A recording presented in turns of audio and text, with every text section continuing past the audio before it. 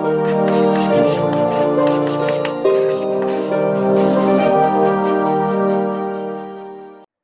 Friends, ये last video होगा किसका, चैप्टर का नहीं। चैप्टर में तो अभी बहुत कुछ बाकी है, लेकिन जो साइंटिफिक टेक्निक्स की हम लोग बात कर रहे थे, साइंटिफिक मैनेजमेंट की टेक्निक्स की। देखो, साइंटिफिक टेक्निक्स को ही जब हम लोग मैनेजमेंट में यूज करना स्टार्ट कर देते हैं, उसी को एक तरह से साइंटिफिक मैनेजमेंट बोलते हैं। जो अप्रोच होती है साइंटिस्ट लोगों की, जिस मेथड को फॉलो किया जाता है कि सारी चीजों को हम लोग क्वांटिफाई कर पाए, क्वांटिफाई समझ रहे हैं कि हम उसको नाप पाए, वैसी चीजें। तो इसमें टेक्निक्स में क्या आता है, अपना समय की टेक्निक आती है, समय अध्ययन को, कि कितना किस चीज में टाइम लग रहा है। बहुत इंपॉर्टेंट रहता है। यहाँ से प्रोडक्टिविटी आप डिसाइड कर सकते हो कि किस काम को करने में आमतौर पर कितना टाइम लगता है, तो वहां से आप स्टैंडर्डाइज कर पाओगे, है ना। प्रमापीकरण के लिए हम लोगों ने देखा हुआ था।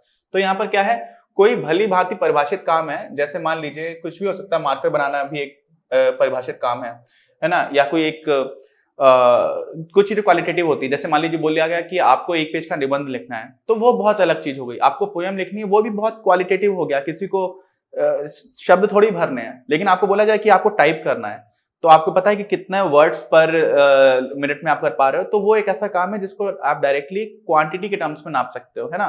तो यहाँ पे जो भली भांति परिभाषित काम है, वो ऐसा हो जिसमें क्वांटिटी है, जितनी मात्रा है, उसको ठीक से नापा जा सके। तो उसको पूरा करने के लिए मानक समय का निर्धारण करने हेतु हम ये सब करते हैं। तो हमारा उद्देश्य क्या होता है कि मानक समय का निर्धारण किया जाए। क्यों किया जाए ऐसा, क्या कारण क्या है, स्टैंडर्डाइजेशन क्यों कर रहे हैं? क्योंकि कर्मियों की संख्या किस काम में कितने की लगेगी। मान लीजिए कोई असेंबली लाइन है, असेंबली लाइन में पहले ऐसा काम होता है जिसमें 10 लोगों की जरूरत है, और 10 लोग जब तक 8 घंटे काम नहीं करेंगे, तब तक अगला काम शुरू नहीं हो सकता। ठीक, तो पूरा काम जल्दी से खत्म करने के लिए हमें यह भी डिसाइड करना पड़ता है कि यहां पर किसी भी असेंबली लाइन में किसी भी स्टेप पर कितने लोगों की आवश्यकता है, वो हम डिसाइड कर पाते हैं हम जब टाइम का कैलकुलेशन कर लेते हैं। तो उनका निर्धारण करने के लिए साथ में मान लीजिए कोई ऐसा इंप्लॉई है जो ज्यादा अच्छा काम कर ले रहा है, कम समय में ज्यादा काम करके दे रहा है, तो उसको हम इंसेंटिव दे पाए। इंसेंटिव समझते हैं, कुछ उसको प्रोत्साहन दे पाए। तो ऐसी जो प्रेरक योजनाएं बना पाए, उनको बनाने के लिए, तब आपको पता होगा ना कि नॉर्मली लोग इतना कर पाते हैं कि ज्यादा कर रहा है तो इसको ज्यादा अच्छा देना चाहिए, और कितना ज्यादा अच्छा कर रहा है वो भी आपको समझ में आ रहा है। जैसे मान लीजिए कि 8 घंटे हम लोग मानते हैं कि एम्प्लॉयज काम करते हैं, और 8 घंटे में मान लीजिए कि कोई भी चीज बनाने का है, कोई ठीक कोई डिब्बा बनाने की बात है, तो मानते हैं कि एक जो एम्प्लॉय है वो 1 घंटे में 3 डिब्बे बना सकता है, और 8 घंटे काम करता है। इसमें से 1 घंटा आप लंच के लिए, बाकी सारी चीजों को निकाल दीजिए।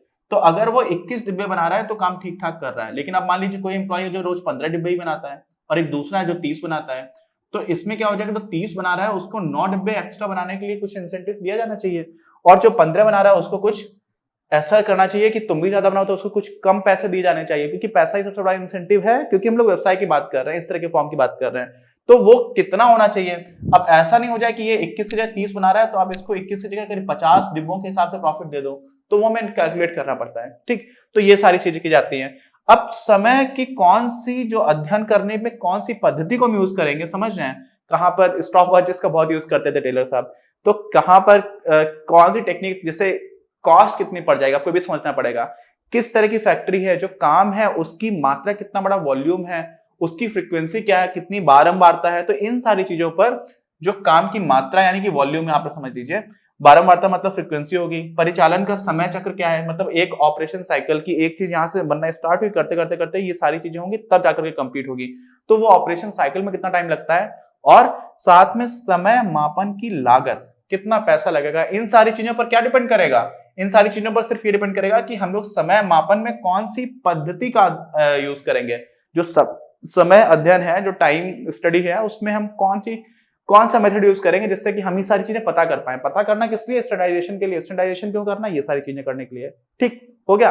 अब अगली टेक्निक पर आ जाते हैं, बहुत ही आसान है, थकान अध्ययन, है ना। जैसे मैं भी थक गया हूं आज वीडियोस रिकॉर्ड करते करते, 7वां वीडियो है, और नॉर्मली इतना नहीं हो पाता है, बट थकान अध्ययन में क्या होता है, ये पढ़ते हैं हम लोग कि कोई भी काम करने के लिए, कोई स्टैंडर्ड काम है, उसमें जो भी एम्प्लॉयज हैं या जो भी कारीगर हैं, उन लोगों को कुछ कुछ समय अंतराल के बाद से गैप देना चाहिए, जिससे कि वो आराम कर पाए। तो आराम करने के लिए, रेस्ट करने के लिए, वो गैप कितनी देर बाद दिया जाना चाहिए, कितनी देर का दिया जाना चाहिए, और कितने गैप दिए जाने चाहिए, आप समझ रहे हैं। अल्टीमेटली अगर आप गैप नहीं देंगे तो भी फटीग हो जाएगी, थकान हो जाएगी, उससे ओवरऑल प्रोडक्टिविटी कम हो जाएगी। तो यहाँ पर ये चीज पढ़ी जाती है कि किसी भी काम को पूरा करने के लिए आराम के अंतराल, अंतराल मतलब कितनी देर के लिए आराम करने दिया जाए, और बारंबारता मतलब कितनी बार आराम करने का दिया जाना चाहिए, इसको निर्धारित करने के लिए हम लोग क्या करते हैं, फटीग स्टडी करते हैं। ठीक है, अच्छा अब इसका कारण क्या है? कारण ये है, किस चीज का कारण? फटीग का, थकान होने का। थकान होने का कारण क्या है कि आप अगर लंबे समय तक काम कर लोगे तो निश्चित सी बात है थक जाओगे। कई बार ऐसा होता है कि आपके लिए जो उपयुक्त काम नहीं है उसमें बहुत जल्दी थकान होती है, जिसमें बिल्कुल भी ना मन लग रहा है, ना आपके टाइप का है, आप शारीरिक रूप से कमजोर, आपको बहुत ज्यादा भारी बोरी उठाने का काम दे दिया गया, या आपको मतलब जो आपके लिए उपयुक्त नहीं, अनुपयुक्त काम होता है वो भी बहुत जल्दी से थकावट दे देता है। तो यहाँ पर ऐसा होता है कि नहीं, आपको उपयुक्त काम मिलना चाहिए, ये भी इंश्योर करना। ऐसे ही लंबे समय तक काम है तो वहां पर आपको गैप्स देना। ऐसे ही क्या होता है कि जो आपका बॉस है उसके साथ अगर रिलेशंस अच्छे नहीं है, अनकॉर्डियल रिलेशंस है, कॉर्डियल मतलब होता है एक दोस्ती भरे या फिर एक दूसरे को पसंद करते हैं, लेकिन अगर आप पसंद नहीं करते हैं, बुरे संबंध है, तो भी बहुत जल्दी थकान होती है। मानसिक रूप से आप परेशान हो गए, यार फिर से आएगा डांटेगा करके, ऐसा टीचर्स के साथ भी होता है कई बार, है ना, तो वो भी हमें थकान दे रहा होता है। तो यहाँ पर ऐसा होता है कि या तो अधिकारी चेंज कर दो, या फिर मतलब आपका ट्रांसफर कर दिया जाए, या कुछ ऐसा किया जाए जिससे कि वो रिलेशंस अच्छे हो जाएं। और फिर खराब कार्य परिस्थितियां भी कई बार ऐसी होती हैं। अभी थोड़े दिन पहले हम लोगों के यहाँ पानी की मोटर खराब हो गई थी, तो मैं ठीक कराने गया उसको, और जो वर्किंग एनवायरनमेंट मैंने देखा, एक छोटी सी फैक्ट्री नहीं बोलेंगे लेकिन एक वर्कशॉप थी, और उस वर्कशॉप में लेथ मशीन भी रखी हुई है, बीच में तार भी लटक रहे हैं, बैठ करके ठीक से मूव करने की जगह भी नहीं थी। तो मुझे देख करके लग रहा था कि कितना कठिन होगा यहाँ पर काम करना। वही सारा एनवायरनमेंट अगर ठीक कर दिया जाए, वर्किंग कंडीशंस ठीक कर दिया है, लोग पानी का, पीने का पानी ठीक हो, टेम्परेचर भी ठीक रहे, थोड़ा सा तापमान ठीक बना रहे कमरे में, ये सारी चीजें भी आपकी प्रोडक्टिविटी को बढ़ा रही होती हैं। तो वो भी ये सारी चीजें देखते हुए आपको समझ में आना चाहिए कि अगर आप वर्किंग कंडीशन को ठीक कर रहे हो तो उसमें लागत तो लगेगी, लेकिन वो लागत अगर लोगों की प्रोडक्टिव बढ़ जाने से होने वाले फायदे से कम है, तो आपको वर्किंग कंडीशन डेफिनेटली इंप्रूव करनी चाहिए। तो ये सब पता कब चल पाता है? जब लोग फटीग स्टडी कराते हैं। अच्छा, अब अगला पॉइंट पर आ जाते हैं। अगला पॉइंट भी, इसके भी जो टेलर थे वो आर्डेंट सपोर्टर थे। कैसे थे? एकदम जबरदस्त पक्षधर थे। किस बात के? विवेदात्मक पारिश्रमिक प्रणाली का। मतलब जो पैसे दिए जा रहे हैं एम्प्लॉयज को या कर्मचारियों को, वो उनके कार्य की उपयोगिता के हिसाब से दीजिए। कोई एफिशिएंट एम्प्लॉय है, कोई इनएफिशिएंट है। जो ज्यादा अच्छा काम कर रहा है उसको आप ज्यादा पैसे दो, जो कम अच्छा काम कर रहा है उसको कम पैसे दो। हालांकि अभी हम लोग आगे जब मैनेजमेंट के बारे में और भी पढ़ेंगे, जहां पर हम देखते हैं कि ये ह्यूमन रिलेशंस की बात होती है, बहुत सारे फैक्टर्स होते हैं जो डिटरमिन करते हैं, तो वो एकदम इस तरह की रिजिड अप्रोच को डिनाई करते हैं। लेकिन टेलर साहब ने अभी तक जो वैज्ञानिक प्रबंधन की बात की, उसमें ये बोलते हैं कि जो कोई ऐसा इंसान है जो ज्यादा अच्छा काम कर रहा है, तो हमें उसको प्रेरित करना चाहिए, हमें उसको और ज्यादा इंसेंटिव दिया जाना चाहिए। और जो अच्छा काम नहीं कर रहा है उसको भी समझ में आ रहा है कि क्योंकि वो अच्छा काम नहीं कर रहा है इसलिए उसको कम इंसेंटिव मिल रहा है, कम पैसे मिल रहे हैं। ठीक, मेनली हम लोग इंसेंटिव यहाँ पर भी पैसे के टर्म्स में देखते हैं। तो कार्य अध्ययन के अनुसार जो भी हम लोगों ने वर्क स्टडी किया हुआ है, उस हिसाब से हम लोग हर चीज डिफाइन कर देते हैं कि इसमें कितना टाइम लगना चाहिए, है ना। मेथड हम लोगों ने पहले से डिफाइन कर रखा है, हमें आपसे क्या एक्सपेक्टेशन वो भी कर रखा है, हम आपको रेस्ट उतना ही दे रहे हैं जितना बाकी लोगों को दे रहे हैं, उसके बाद भी आप थक रहे हो। तो बहुत सारे ऐसे पैरामीटर्स जो हम लोग ऑलरेडी बना चुके हैं, किस तरह से हम लोगों ने वर्क स्टडी कर रखी है। ठीक है, वर्क स्टडी में ये सारे पार्ट्स है, फटीग स्टडी है, टाइम स्टडी से पहले हम लोगों ने मेथड स्टडी पढ़ा हुआ था और मोशन स्टडी पढ़ा हुआ था, वो सारी चीजें। तो उनसे हम लोगों ने बहुत सारी चीजों को स्टैंडर्डाइज कर दिया। अब उस स्टैंडर्डाइज हो जाने की वजह से हम लोग पता कर पा रहे हैं कि कौन अच्छा काम कर रहा है, कौन खराब काम कर रहा है। अब जो अच्छा काम कर रहा है उसको इंसेंटिव देना, जो खराब काम कर रहा है उसको ये समझ में आना कि उसको इंसेंटिव नहीं मिल रहा है और उसको एक तरह से नुकसान हो रहा है। क्यों? क्योंकि वो काम अच्छा नहीं कर पा रहा है। अब जैसे इसमें एक उदाहरण दे रखा अपनी किताब में, मान लीजिए कि हम ये मानते हैं कि कोई इंसान किसी चीज की 10 इकाई बना सकता है एक दिन काम करेगा तो, ठीक है, अगर वो ठीक से काम करेगा। तो अगर वो 10 इकाई बनाता है तो हम उसको हर इकाई के लिए 50 रुपए देते हैं। कितने देते हैं? 50। 10 से ऊपर भी बनाता है तब भी हम उसको 50 रुपए देते हैं। तो मान लीजिए अगर उसने 11 इकाई बनाई तो हम 11 में 50 से गुणा करेंगे तो उसको कितने रुपए दे देंगे? 550। लेकिन अगर आप 10 से कम काम करते हो, मान लीजिए 9 बनाई, तो हम हर एक के लिए आपको 40 रुपए ही देंगे। तो टोटल कितना हो जाएगा? 360 रुपए।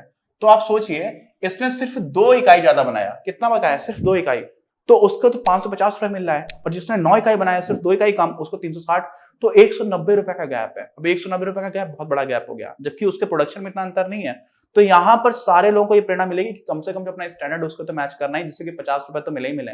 और 50 रुपए ऐसा नहीं किया जाता है कि बहुत ही मुश्किल हो, अनअचीवेबल हो, ऐसा बनाया जाता है जो सारी टेक्निक्स जो हम लोगों ने यूज की थी, टाइम स्टडी और मोशन स्टडी, और उसके बाद से जो हम लोगों ने मेथड स्टडी से हमने प्रोसेस बना रखी है, उस सॉफ्टवेयर में निर्धारित कर दिया था कि हाँ 10 बनाया जा सकता है अगर आप ठीक से काम कर रहे हो, ठीक। तो ऐसा इनका कहना हुआ करता था। तो हम लोगों ने जो कुल मिलाकर के देखा है उसमें 2-3 चीजें समझ में आती हैं। ऐसा लगने लगता है इन सारी चीजों को देखते हुए कि टेलर बहुत ही मैकेनिकल और बहुत ही ज्यादा क्वांटिफाई करने वाले इंसान थे, है ना। जो आप सारी टेक्निक्स देखोगे, नंबर्स को देखोगे, हर चीज को छोटी छोटी चीजों में तोड़ने को देखोगे तो ऐसा लगेगा। लेकिन वहां पर जब आप ये सारी चीज देखते हो कि प्रबंधक और कारीगरों के बीच में एक ही तरह का उद्देश्य होना चाहिए कि हमें कंपनी का प्रोडक्शन बढ़ाना है, दोनों के जो फायदे हैं वो आपस में अलाइंड हैं, और इसीलिए जो मानसिकता बदलने की बात की थी उसको उन्होंने बोला था एक क्रांति की बात की थी, ठीक है, कि वो मेंटल जो लेवल पर, जो साइकोलॉजिकल लेवल पर आपस में एक दूसरे को लेकर के जो मतभेद हो सकता है वो हट जाए, और इसलिए उसको क्रांति का नाम दिया करते थे। तो वहां पर अगर आप देखना स्टार्ट करोगे, ऐसे ही वो ये भी बोलते हैं टेलर कि किसी भी कंपनी में या किसी भी ऑर्गेनाइजेशन में अगर एम्प्लॉयज बहुत दिन तक खुश नहीं रहेंगे, उनकी गुडविल बहुत अच्छी नहीं रहेगी, तो कंपनी भी अच्छा नहीं करेगी। तो यहां पर समझ में आ रहा होता है कि पूरी तरह से क्वांटिफाई हम लोगों को देखा है, जब कॉन्क्रीट टर्म्स में देख रहे हो तो सारी चीजें देख रही हैं, लेकिन बैकग्राउंड में वहां पर भी मैनेजमेंट में आप छोड़ नहीं सकते उन सारी चीजों को, है ना, कि मानसिक रूप पर चीजें क्या चल रही हैं, फिर गुडविल की बात है, फिर सारे लोगों का ध्यान रखने की बात है, एक पैटर्नल अप्रोच भी निकाली है। जब जापान का उदाहरण हम लोग ने दे रहे थे कि जापान में वर्कर्स अगर विरोध भी कर रहे हैं तो ज्यादा प्रोडक्शन कर देते हैं मैनेजमेंट को रियलाइज कराने के लिए, लेकिन वहां पर जो एम्प्लॉयर है उसका रोल कुछ एक पेट्रियार्क की तरह, पेट्रियार्क समझते हैं, मतलब एक पिता की तरह है कि सारे लोग खुश बने रहे, ठीक। तो यहां पर भी जब हम लोगों ने इतना ज्यादा कॉन्क्रीट चीजों को होते हुए देखा, इतना ज्यादा क्वांटिफाई करते हुए देखा है, आगे आगे जैसे जैसे बढ़ते जाएंगे मॉडर्न टेक्निक्स भी आज चलती हैं, कई है, जैसे अभी लीन मैन्युफैक्चरिंग का सीन चल रहा है, बहुत सारे रोबोट्स वगैरह को हम लोग असेंबली लाइन में लगाते हैं तो उसके लिए सीखा जाता है। तो उन टेक्निक्स में भी मैनेजमेंट में क्योंकि ह्यूमंस इन्वॉल्व रहते ही हैं, हम छोड़ नहीं सकते हैं। और वो भी अभी तो हम प्रोडक्शन वाले एंगल पर देख रहे हैं, अभी मार्केटिंग आ जाएगा तो वहां पर तो और ज्यादा इन्वॉल्वमेंट होगा, फिर टेस्ट एंड प्रेफरेंसेस भी हमें समझ नहीं होती है। तो कुल मिलाकर के हम लोगों ने टेलर साहब को काफी ठीक से पढ़ लिया है, जो भी वैज्ञानिक प्रबंधन था, और ये सारे वीडियोस ऐसे हम देखते जाओगे, आराम से आपकी पूरी प्रिपरेशन होती जाएगी, और कुछ करने की जरूरत भी नहीं। नोट्स भी एक बार आप रिवाइज करोगे तो बहुत अच्छे से काम चल जाएगा। बाकी फयाल साहब का जो हमारा एडमिनिस्ट्रेशन को लेकर के था, एक उस तरफ से अप्रोच आया करती थी, उसको हम लोग देखेंगे अपने अगले वीडियो में। बाकी प्लीज इन सारे 3-4 वीडियोस को एक साथ देख लेंगे आप, तो आपको जो टेलर वाला पोर्शन है वो पूरा ठीक से कंप्लीट हो जाएगा। तो कोई भी डाउट हो तो कमेंट बॉक्स में लिख करके बताइए। मिलते हैं हम लोग अपने अगले वीडियो में। चैनल सब्सक्राइब नहीं किया प्लीज सब्सक्राइब द चैनल अगर नहीं किया अभी तक, और बेल आइकन दबाइए जिससे कि आपको नए वीडियोस हम लोग जो रिलीज कर रहे हैं उसके बारे में पता चलता जाए। बाकी लोगों के साथ शेयर करिए और लाइक करिए अगर वीडियो पसंद आए आपको। मिलते हैं हम लोग अगले वीडियो में। इस वीडियो के प्रायोजक हैं आप, और अगर आप ऐसे ही और वीडियोस बनाने में हमारी मदद करना चाहते हैं तो पैट्रियन पर जाकर या फिर स्क्रीन पर दिए गए QR कोड को स्कैन कर अपना योगदान जरूर दें। अपनी क्लास का उद्देश्य आप सभी के लिए आप ही की भाषा में गुणवत्तापूर्ण शिक्षा उपलब्ध कराना है। कक्षा 12 तक के सभी प्रमुख विषयों पर हम वीडियोस बना रहे हैं, और कुछ विषयों पर वीडियोस आपके अपने चैनल अपनी क्लास की ही अन्य प्लेलिस्ट पर अपलोड भी हो चुके हैं। ज्ञान के प्रकाश से देश को सशक्त बनाने के हमारे इस प्रयास में इस चैनल को सब्सक्राइब करके और लोगों के साथ शेयर करके अपना बहुमूल्य योगदान जरूर दें। पढ़ेगा इंडिया तो बढ़ेगा इंडिया।